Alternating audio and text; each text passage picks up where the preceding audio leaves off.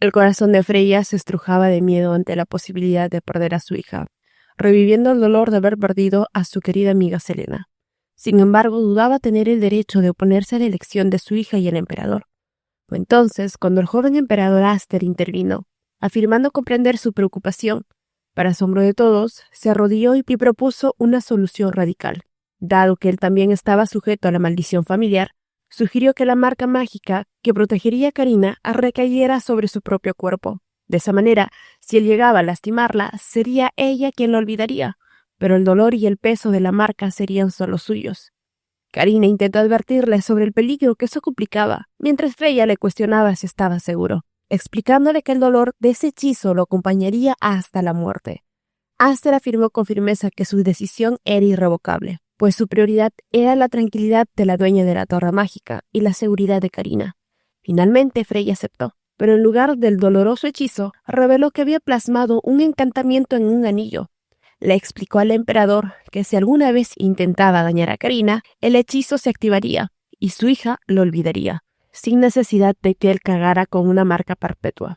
Con ternura le recomendó que simplemente se cuidara, pues como hijo de su amiga, él también era muy valioso para ella. Luego, Freya se volvió hacia Karina, confesando que tenía algo que devolverle. Le pidió el brazalete, y al envolverlo con su magia, un mensaje apareció en el interfaz del artefacto, anunciando que una habilidad había sido desbloqueada. Freya procedió a explicarle a su atónita hija que cuando ella le había pedido ayuda con el brazalete, había reconocido el diseño como el de Selena. Un recuerdo enterrado de la última carta de su amiga resurgió, donde Selena había mencionado que la siguiente portadora debía ser alguien como Freya. Nunca imaginó que se refería a Karina. Aunque muchas cosas seguían sin tener sentido, su mayor temor había sido que el brazalete pusiera en peligro a su hija. También había contemplado destruirlo, pero la sospecha de que Selena lo había dejado por alguna razón poderosa la detuvo. Como medida de precaución, había utilizado el pretexto de modificar su diseño para bloquear su habilidad más peligrosa, la capacidad de retroceder en el tiempo. Le reveló a Karina que el brazalete era una amalgama imposible de piedras mágicas, cuyas partículas se repelían entre sí.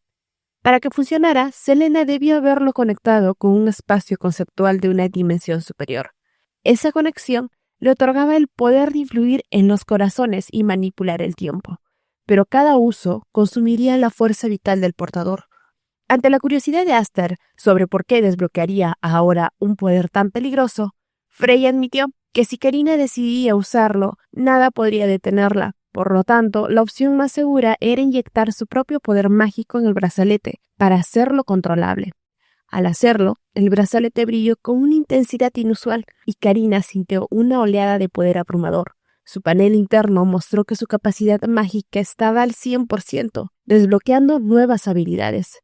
Freya le explicó que ahora podría usar magia como cualquier otro mago, aplicando las tácticas que ya le había enseñado. Karina, llena de determinación, se prometió explorar esas nuevas funciones más tarde. Su madre le aconsejó que si quería detener a Tatiana, debía volverse más fuerte que ella, advirtiéndole que un mayor poder conlleva mayores riesgos. Aster planteó entonces la duda de cómo Tatiana había obtenido ese brazalete, si Karina era la legítima heredera. Freya confesó su propia perplejidad, sugiriendo que dado que emanaba magia distorsionada, probablemente era una falsificación. Karina especuló si la madre de Tatiana, Venus, había recibido el conocimiento o el artefacto de Selena, dada su amistad. Pero Freya descartó que Venus, al no ser maga, pudiera haberlo creado. Cuando Karina preguntó si podrían consultarle directamente, Freya le recordó con tristeza que Venus había fallecido años atrás, prometiendo que ella misma investigaría lo sucedido. Antes de retirarse, Aster se dirigió a Freya, confesándole que si la maldición familiar lo atormentaba, le juró que lucharía contra ella hasta su último aliento para proteger a Karina. Freya concluyó que eso significaba que él amaría a su hija hasta la muerte. Si Karina lo permitía, ella no interferiría. Sin embargo, ante la euforia de su hija, Freya advirtió que estaría pendiente, pues no quería verla lastimada. Dicho esto, salió de la habitación. Karina podía sentir la cálida magia del brazalete, una sensación que atribuyó al poder de su madre. También era consciente de la gran responsabilidad que ahora pesaba sobre sus hombros y se preguntó si estaría a la altura. Pronto las manos de Aster cubrieron las suyas. Él le dijo que anhelaba pasar más tiempo con ella, pero entendía que debía estar confundida por todo lo descubierto ese día. Le pidió que descansara y que si había algo en lo que él podía ayudarla, no dudara en decirlo. A partir de ese momento, él estaría al cuidado de ella. Karina, correspondiendo a ese gesto, también le solicitó que permitiera que ella lo cuidara a él, sellando así el comienzo de su relación mutua. Mientras, en la mansión del Gran Duque, Tatiana se debatía en la cama, víctima de una cefalea tan aguda que sentía que su cabeza podría estallar en cualquier momento. Los ciclos de dolor se habían vuelto más frecuentes e intensos, a pesar de que acababa de tomar la última dosis de la medicina que Allison le preparaba. En medio de su agonía, Andrew irrumpió en la habitación para informarle con frialdad que partiría de viaje de negocios el día siguiente. Cuando Tatiana, con voz débil, le preguntó por los detalles, le respondió con indiferencia que no era asunto que le concerniera. Para su sorpresa, ella aceptó su respuesta sin la queja habitual. Andrew, irritado, le reprochó su inusual pasividad. Tatiana se excusó argumentando que se sentía demasiado enferma y cansada, y que ella también tenía planes de ausentarse para llevar su brazalete a reparar. La desconfianza de Andrew se manifestó al cuestionar la eficacia del mago al que acudiría. Tatiana insistió con vacilación que todo estaría bien. Al verla en un estado de vulnerabilidad tan genuino, un destello de lástima surgió en Andrew, un sentimiento que creía extinto tras tantos engaños. Rápidamente su mente se rebeló, convenciéndose de que todo era otra de sus actuaciones, una prueba más del poder manipulador del brazalete. Tatiana, asegurándole una vez más que solucionaría el problema, cayó rendida por el sueño. Andrew la observó detenidamente, escuchando su respiración pesada y entrecortada. Al comprobar que tenía fiebre, se acercó y en un susurro cargado de conflicto, le rogó que no se enfermara, que debía recuperarse pronto.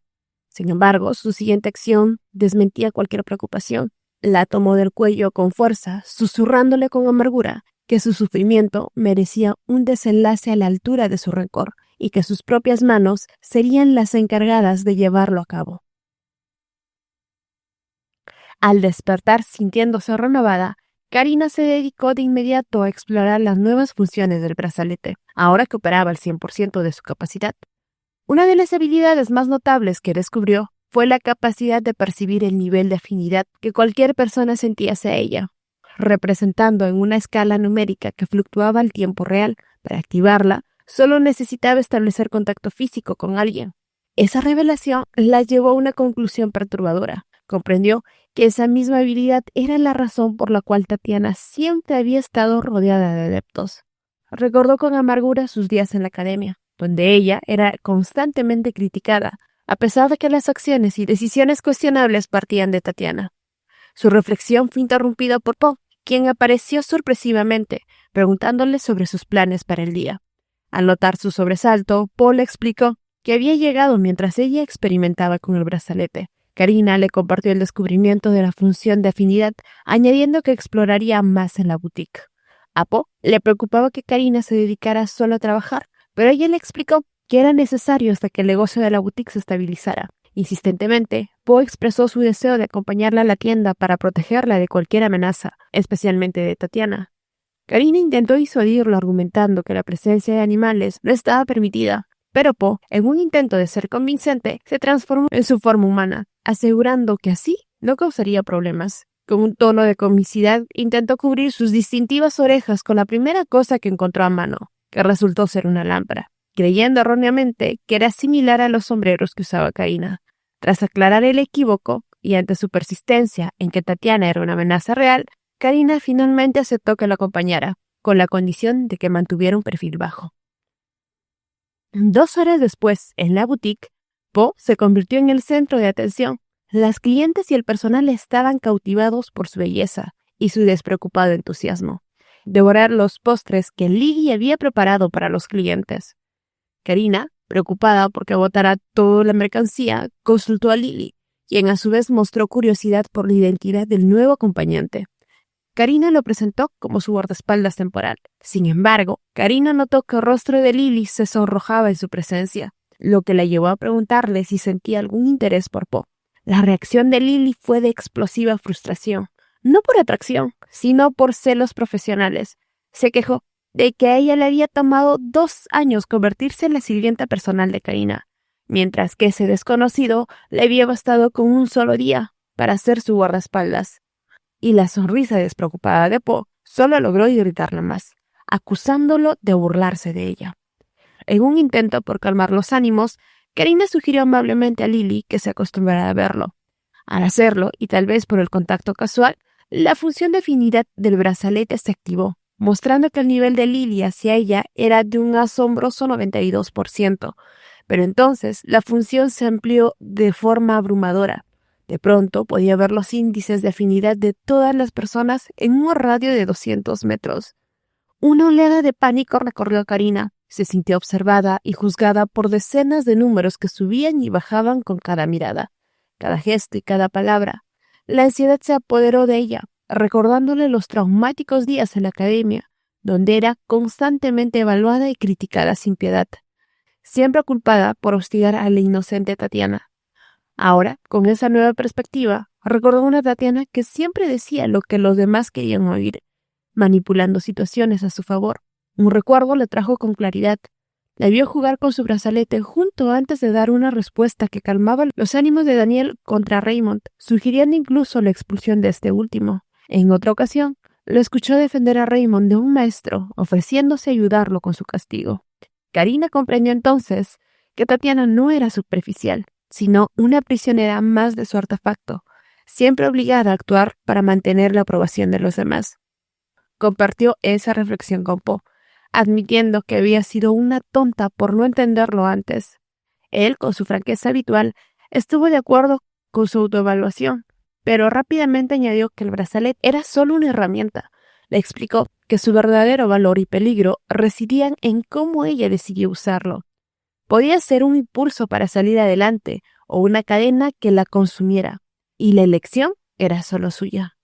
Sus palabras le dieron paz y claridad.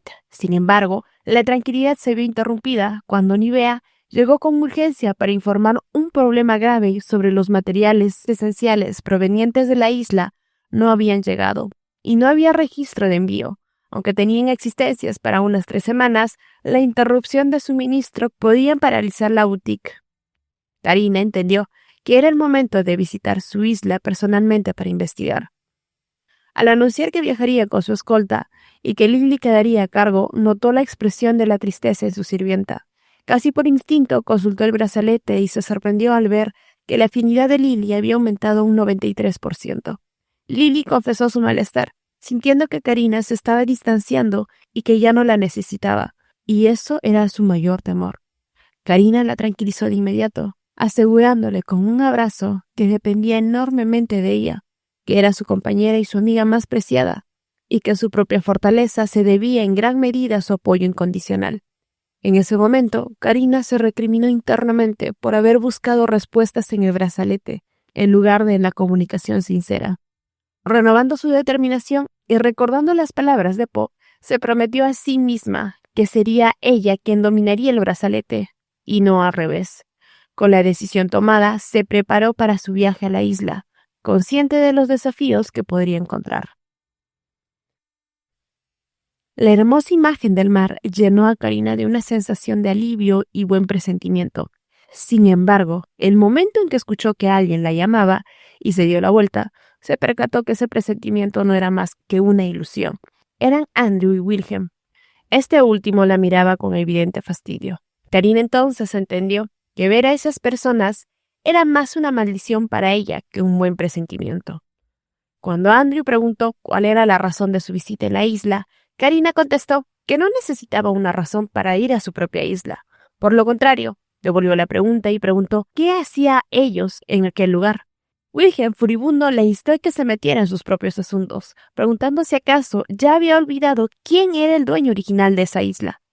Karina, con evidente sarcasmo, contestó que lo sabía muy bien y que por eso agradecía la compensación por la ruptura de su compromiso, ya que le estaba dando un uso muy útil. Dicho esto, se retiró. Sabía que si seguía hablando con ellos, solo conseguiría amargarse el día. Wilhelm la tildó de mujer estirada, mientras que el gran duque, Andrew, se preguntó si la razón por la que la princesa estaba en aquel lugar sería para ir al mercado negro. Wilhelm Muy seguro de sí mismo, contestó que ella no era así. Si la princesa había mencionado que había ido a ver la isla, era porque era así. El gran duque afirmó que así era, que la princesa Karina era de esa manera. Wilhelm se preguntó entonces por qué Andrew estaba tan interesado en una princesa tan aburrida, preguntándose si acaso le gustaba. Pero de inmediato se negó a creerlo, porque el gran duque tenía a Titi. Para sorpresa de Karina, el pueblo de la isla era más grande de lo que había imaginado. Se centró primero en buscar alojamiento. Po, por alguna extraña razón, se sentía mareado, por lo cual se tambaleaba. Tras una broma sobre cómo las bestias divinas se mareaban por el mar, Po informó que no era un simple mareo, sino algo diferente que lo molestaba. Al pedir instrucciones para llegar a la posada, una mujer le sugirió que siguiera a esos jóvenes que también se dirigían hacia el lugar. Para su disgusto, los jóvenes resultaron ser Wilhelm y Andrew. Antes de involucrarse con ellos, Karina intentó negociar con la mujer, solicitándole asilo en su propia casa y ofreciendo pagarle bien. Pero la mujer dijo que la posada era la única en el pueblo y que su casa no tenía habitaciones disponibles. Fue entonces cuando Andrew se paró tras ella y preguntó descaradamente si acaso sentía algo por él. Al negarle efusivamente, Andrew aclaró que si no era así, no debería importarle. Dijo que había preguntado por qué ella parecía muy consciente de su presencia. Karina pensó que era muy descarado de su parte, pero como no tendrían que compartir habitación con él, supuso que no pasaría nada. A pesar de eso, ya en la habitación, se sentía agobiada sabiendo que estaban en la habitación de al lado. Sentía que esa era la razón de su cansancio, a pesar de no haber hecho nada. Hasta que Po aclaró saber la razón de su mareo. Admitió que había supuesto que era por el olor de magia distorsionada que emanaba de esos dos hombres. Pero no era así, ya que ese olor mágico se extendía por toda la isla. Supuso entonces que algo extraño y malo sucedería en cualquier momento. Al volver a su forma humana, le advirtió a Karina que mientras permaneciera en la isla, debía tener cuidado. Karina aceptó cuidadosamente sus consejos. De pronto tocaron la puerta y por lo mismo, Po volvió a su forma de cachorro. Al abrir, un joven se presentó como Marco, el hijo del jefe del pueblo, y se disculpó por no haberla ido a saludar antes. Karina le preguntó si acaso había algún problema, ya que las materias primas para la boutique se había retrasado. Marco, inseguro, admitió la razón por la que había ido él en lugar de su padre. Mencionó que su padre había resultado herido en un accidente en la mina, donde algunos trabajadores todavía estaban atrapados. Karina, sorprendida, preguntó si ya trabajaban en el rescate. Marco informó que progresaban, pero no había suficientes personas jóvenes para ayudar, y contratar personal de otras islas era muy costoso. Inmediatamente, Karina ordenó que contactaran con las autoridades locales y que no se preocupara por los costos, ya que ella, como propietaria de la isla, pagaría el rescate. Lo instó a decirle la ubicación, pues con su conocimiento de magia podría ayudar. Apresurada se dirigió a la puerta, pero Andrew se interpuso. No se apartó a pesar de que Karina le aclaró que era urgente, y en su lugar le propuso ayudarla. Aunque su orgullo podía impedirlo, la situación era tan urgente que Karina aceptó su ayuda. Al llegar al lugar, vieron que todo estaba bloqueado por rocas. Antes de que Karina pudiera usar magia para despejarlas, Andrew le advirtió que hacerlo podría derrumbar el túnel por completo. Le propuso ayudarla de otra manera. Al saber que había 4 personas atrapadas, Andrew usó magia de teletransportación y en 2 viajes logró sacar a todas las personas de dentro. Eso demostró que, sin duda, Andrew era un mago extremadamente poderoso. A pesar de los agradecimientos de los rescatados hacia él, éste les pidió que le agradecieran a Karina, ya que ella, como dueña de la isla, lo había contratado para salvarlos. Los hombres agradecidos lo hicieron de manera tan efusiva que Karina le resultó imposible explicar la verdad. Cuando Karina le recomendó descansar, el hombre mayor le agradeció y le contó que eso era lo más extraño que había experimentado en 50 años viviendo ahí. Explicó que cuando el suelo comenzó a temblar, intentaron salir, pero antes de lograrlo, sus compañeros sintieron un mareo y un dolor de cabeza tan fuerte que se desmayaron. Al despertar, la entrada ya estaba bloqueada. A Karina todo eso le pareció muy extraño, no parecía un simple derrumbe. El hombre mayor preguntó si el accidente presentaría problemas para volver a trabajar. Karina era consciente de que la mina era esencial para la boutique, pero antes necesitaban investigar el asunto a fondo, por lo que les informó que no se preocuparan, que tras la investigación podría regresar a sus trabajos, pero no sin antes recibir asistencia médica necesaria. Karina pensó que quizá habían inhalado algún gas, pero fue interrumpida en sus pensamientos cuando Andrew sugirió que si surgía un problema y no podían volver a trabajar, él podría contratarlos como sirvientes en el ducado. Karina le recordó que ese no era un problema tan fácil de resolver, pues ellos habían vivido toda su vida en la isla, y les sería difícil cambiar de profesión. A pesar de eso, Andrew opinó que era mejor convertirse en sirvientes del ducado, una profesión más digna, que ser simples mineros. Karina supuso que Andrew podría ser simple de mente o simplemente carecía de simpatía, pero como le había ayudado, no debía complicar las cosas. Le agradeció su ayuda, pues gracias a él había minimizado las pérdidas humanas. Andrew contestó que se alegraba que su habilidad tan baja hubiera servido de ayuda, y que si hubiera sido el maestro de la torre, le habría ayudado antes, pero sus capacidades mágicas no eran tan buenas. Luego Andrew le preguntó si ella sabía usar magia, ya que le había escuchado mencionarlo, o si el maestro de la torre le había enseñado algo. Karina admitió que había aprendido a utilizar magia básica, pero que ésta era limitada y no podía usar magia a gran escala, ya que esa capacidad se determina desde el nacimiento. Por alguna extraña razón, la expresión de Andrew se volvió más seria. Dijo que era injusto que algunas personas simplemente nacieran con ese don, obteniendo todo con derecho de cuna, mientras que otras, por más que se esforzaran, no podían obtener lo que deseaban. Su expresión se puso más sombría cuando agregó que eso era realmente injusto. Karina se quedó desconcertada al verlo así, aunque aclaró que tal vez era bueno no poseer magia para no ser muy ambiciosa. Dijo que aunque los dones fueran innatos, ella creía que podía lograr lo que le perteneciera mientras viva y gracias a su trabajo. Sus palabras parecieron convencer a Andrew, porque, determinado, contestó que estaba de acuerdo, y hasta donde pudiera, intentaría forjar lo que realmente podría pertenecerle. Karina le informó a Paul lo ocurrido, y éste lamentó habérselo perdido por estar inconsciente. Cuando ella le explicó que todavía no habían terminado con el trabajo, Paul sugirió que fuesen de inmediato. Karina dijo que ya era tarde y sugirió que lo mejor sería ir temprano, pero Paul se negó, argumentando que tenía un muy mal presentimiento. Había algo en esa isla, un olor de magia muy siniestra que emanaba de ella, y este se había vuelto más fuerte estando de noche que durante el día. Cuando llegaron al lugar, Karina sintió una sensación bastante escalofriante al verlo así, pero Paul declaró que era tal como lo había imaginado. Había algo siniestro que emanaba de aquel lugar. Karina se protegió a sí misma con magia antes de entrar. Se sorprendió de lo fácil que había sido y supuso que era porque había practicado mucho. Pero antes de hacerlo, Paul la detuvo un momento. Tras regurgitar todo, y más aliviado, declaró que ahora sí, ya estaba listo para entrar. Caminaron por un largo tiempo hasta que vieron lo que parecía una pared sin salida. Supusieron que era el final, pero a Paul le pareció muy sospechoso y supuso que había algo detrás. Tras escarbar un poco, Karina le solicitó que no lo hiciera, pues podría haber otro derrumbe. Paul mencionó que eso no era algo que pudieran saber a ciencia cierta, aunque la pared parecía estar hecha con magia. Le propuso usar el brazalete como medio de teletransportación. Cuando Karina mencionó que no conocía todas las habilidades del brazalete, Paul le recordó, con tono de burla, que ese hombre, refiriéndose a Andrew, había usado esa magia con facilidad. Pero por más que Karina usara algunas palabras, no pudo entrar hasta que se le vino una idea en la mente, que podría crear una puerta mágica. Se proyectó y concentró toda su energía en la punta de sus dedos, hasta que lo logró. Había creado una puerta con magia.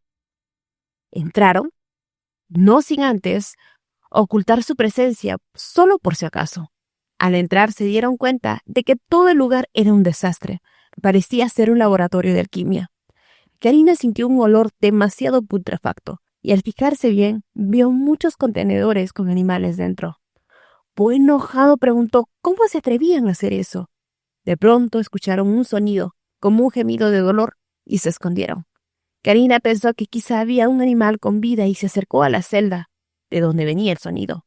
Para su gran sorpresa, no era un animal, sino Raymond, encerrado en una jaula y aparentemente desmayado.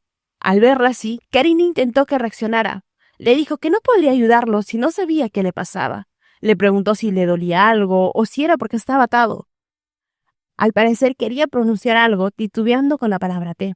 Karina supuso que se refería al té, por lo que preguntó si tenía sed. Pero para su gran sorpresa, Raymond solo sollozó y lloró, suplicando ayuda, lo que los dejó anonadados. Tras un momento para calmarlo, Karina lo instó que le contaran qué había pasado. Raymond, aún sollozando, explicó que todo había comenzado después de ver al emperador en el festival de caza. Él le había dicho que si conseguía pruebas irrefutables, se encargaría de impartir justicia, que impondría la pena máxima y confiscaría todos los bienes de la familia Castle. Le aclaró a Karina que no es que desconfiara del emperador, sino que pensó que conseguir pruebas sería fácil, pues llevaba tiempo buscando y destruyendo los laboratorios clandestinos para vengarse de ellos. Al escuchar su declaración, Karina entendió por qué la familia Castle quería deshacerse de Raymond. Raymond continuó su relato. Mientras destruía los laboratorios, descubrió cómo entrar al laboratorio central. Logró entrar sano y salvo y estaba destruyendo todo sin problemas, hasta que se sintió cansado. Algo que no lo sorprendía, pues últimamente, cada vez que usaba magia, su cuerpo parecía ceder. De inmediato escuchó una voz que lo llamaba, y la reconoció de inmediato. Era la de Titi. Al darse la vuelta, la vio siendo amenazada por Ethan, quien lo insultó llamándolo cobarde, diciendo que solo causaba problemas y era un fracaso. Raymond quiso refutar esas palabras, pero no pudo, ya que Titi podría salir lastimada. Sugirió que la dejaran ir, que hablarían ellos solos, pues ella no tenía nada que ver. Antes que pudiera añadir algo más, Titi le rogó que la ayudara, que no la abandonara, que no quería morir, mientras las lágrimas brotaban de sus ojos. Sin poder evitarlo, Raymond solicitó que se lo llevaran a él, que dejara salir a Titi. Apenas lo dijo, bajó sus defensas y de inmediato 3 alquimistas lo sometieron y le inyectaron una medicina. De inmediato supo que era la misma que le administraban hace 10 años. Mentalmente se burló de ellos, pensando que eran unos tontos, pues él era resistente. Solo debía esperar 10 minutos y su cuerpo se recuperaría. Debía salvar a Titi y escapar mientras bajaba la guardia. Se animó, pensando que solo debía aguantar un poco. Mentalmente le suplicó a Titi que aguantara un poco más. Pero para su sorpresa, la Titi asustada de antes había desaparecido. Enojada, le recriminó a Ethan que alejara esa sucia espada de ella y le advirtió que no debía olvidar que le había dado una herramienta bastante útil. Ethan, con su tono de subordinado, le dijo que sí, lo sabía. Le entregó medicamento para el dolor de cabeza que ella había solicitado. Le pidió que no se sintiera decepcionada. Esa conversación solo lo dejó más confundido.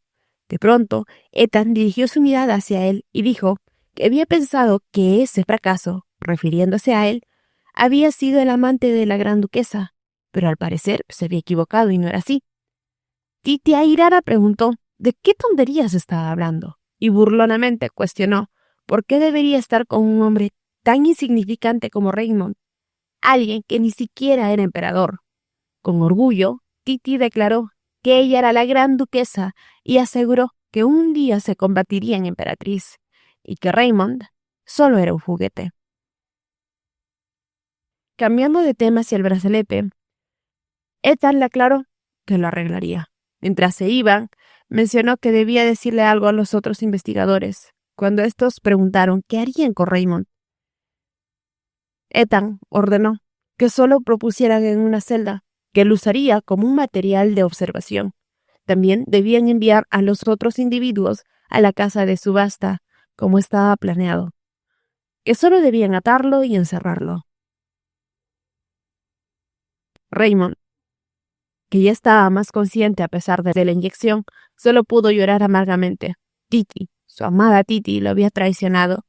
Él, que le había amado tanto, había sido traicionado con la persona que menos podría haber imaginado, su peor enemigo, Ethan. Amargamente, Raymond le confesó a Karina que Titi era la única persona para él.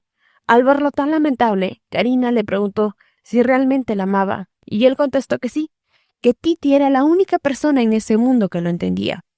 Karina se quedó sorprendida, porque incluso después la verdadera naturaleza de Titi, Raymond aún la amaba. Parecía que le gustaba independientemente del brazalete. Al comprobar su estado a través del sistema, este parecía al 40%. Los paneles de control indicaban un estado de dolor, desamor y tristeza. La distorsión del estado era creencia absoluta, posesividad y obsesión. A pesar de ello, había una grieta en el panel que indicaba una misión oculta, que debía ayudar a Raymond, que estaba sufriendo de desamor.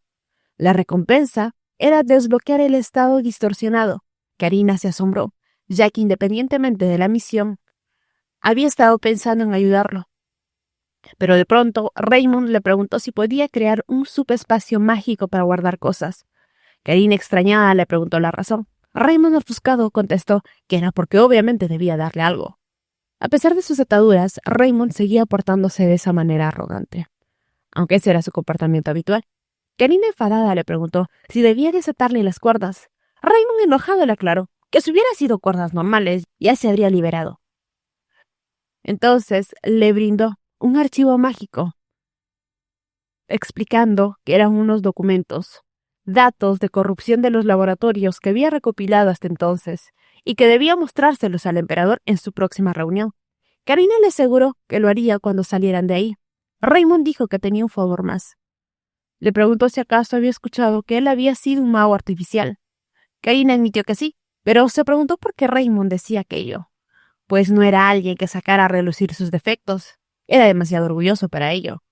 Raymond informó que mientras interrumpía en el laboratorio central, había descubierto que había varios niños como él. Supuso que habían seguido experimentando con ellos continuamente, y todo indicaba que no habían tenido éxito desde que él se escapó. Había escuchado que los niños serían comercializados en el mercado negro, así que el favor que le pediría era que los salvara. Él le daría la dirección del lugar mientras él estaba encerrado. Ella debía salvar a los niños. Karina preguntó por qué le pedía tal cosa. Sería más rápido si ambos escaparan juntos y luego lo rescataran. Raymond contestó que todavía tenía trabajo que hacer, por lo que debía quedarse. De pronto, Poe habló, lo cual asustó a Raymond. Poe, dirigiéndose a él como humano masculino, solo le advirtió que no gritara y que le daría un consejo. Le recomendó que no volviera a usar magia, que sería mejor que parara ahora, porque el olor mágico que emanaba de él ahora era más débil que la última vez que se habían encontrado. Le dijo que el olor se estaba desvaneciendo si seguía usando magia, y su cuerpo sufriría grandes consecuencias. Pronto se escucharon movimientos a las afueras. Eran Ethan y Tatiana. Ella le recriminó, diciendo que no era como él estaba diciendo, que debía estar equivocado. Pero Ethan le informó que lo había comprobado varias veces, y sí, era cierto, suponiendo que quizá esa sea la razón por la que su brazalete estuviera roto. Tatiana, furibunda, le exigió que no mintiera, que su brazalete no podía ser falso. Esa información sorprendió bastante a Karina. Ethan le explicó calmado que las secuencias mágicas que emitía el brazalete eran inestables, que claramente parecía una imitación. Tatiana se negó a creerlo, afirmando que su brazalete era auténtico. Ethan, calmado, le solicitó que se calmara, pues si estaba tan segura, no habría necesidad de enfadarse tanto. Le preguntó cómo había conseguido el brazalete y qué experiencia tenía con él. Argumentó que si le contaba todo lo que supiera de él, sería de utilidad para futuras investigaciones. A pesar de no estar cerca, Karina notó lo ansiosa que estaba Tatiana, quien tras pensarlo un rato, admitió que era un recuerdo de su madre.